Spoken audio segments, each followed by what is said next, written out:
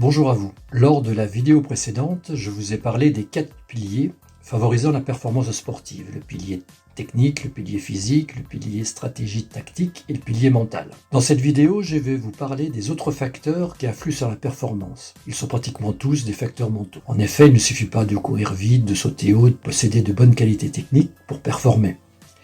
Il y a de multiples autres facteurs qui favorisent la performance. J'en ai dénombré 19. Le premier facteur, c'est savoir qui tu es, bien se connaître, se poser de bonnes questions. Dans la vie, l'important n'est pas ce que tu as, ce que tu fais, mais ce que tu es et ce que tu veux devenir. Pour mieux te connaître, pose-toi des bonnes questions. Quels sont les traits de ta personnalité ? Es-tu une personne anxieuse, optimiste, introvertie, extravertie, passionnée ? Tu vis pour ton sport ou le sport n'est-il qu'une partie de ta vie ? Pourquoi je pratique ce sport ? Là, ça me permet de préciser les raisons et les motivations profondes qui m'ont attiré vers ce sport. Qu'est-ce que j'aime le plus dans mon sport ?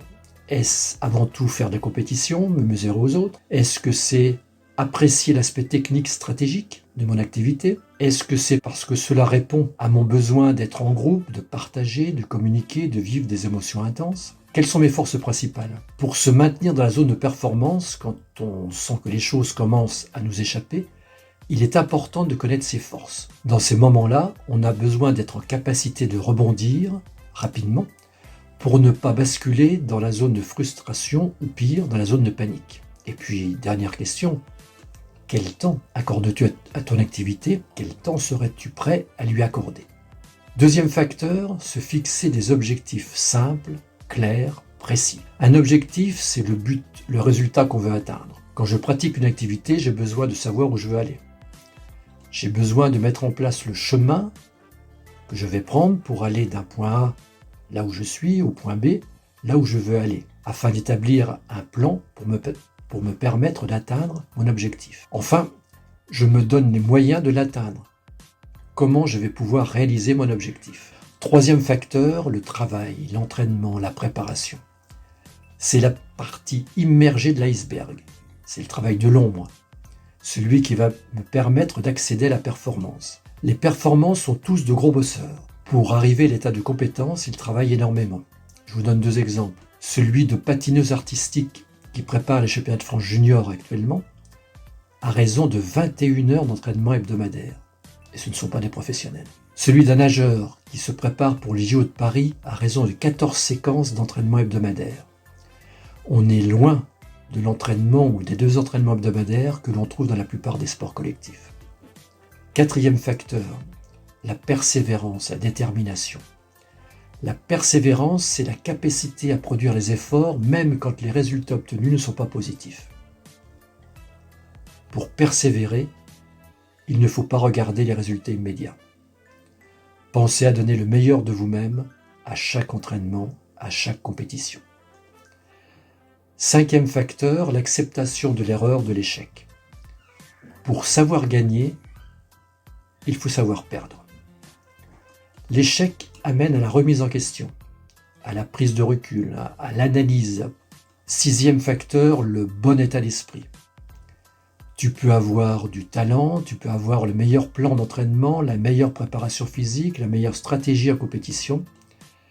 S'il t'arrive d'avoir peur de l'échec ou de manquer de confiance, si tu ne te présentes pas en compétition avec le bon état d'esprit, tous ces efforts et tout ce travail ne produiront pas de résultats.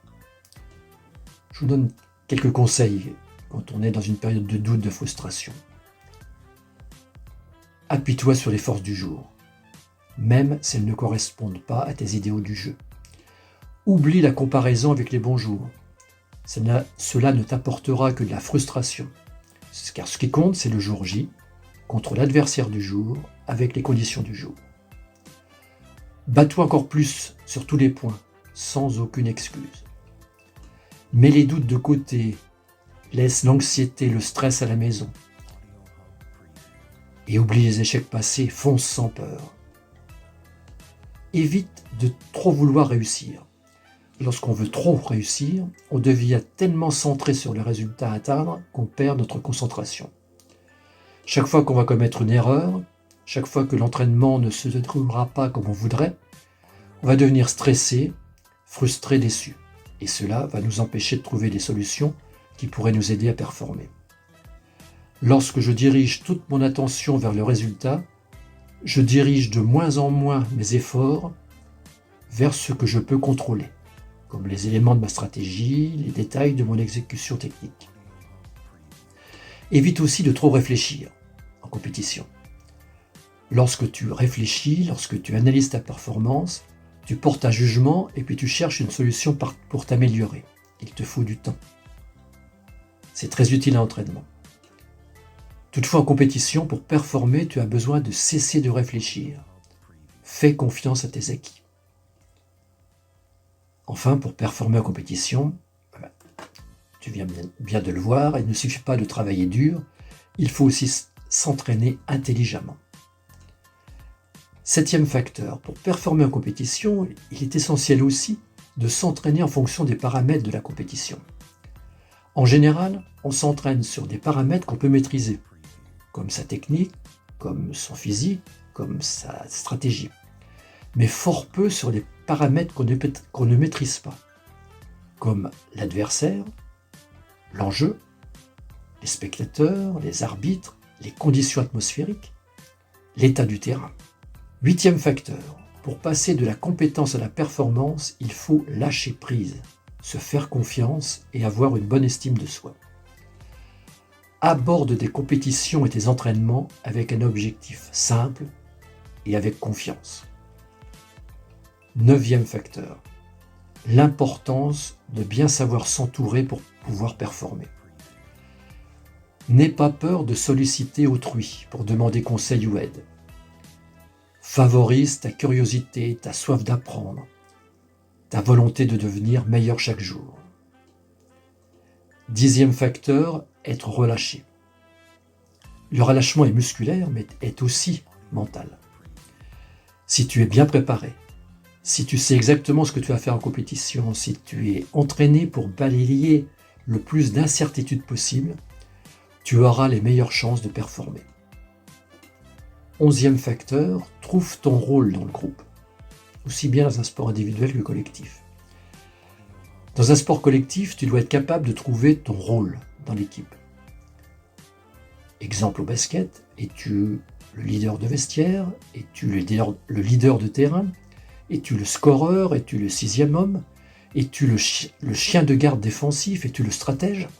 12e facteur, se concentrer sur le jeu et non pas sur l'enjeu.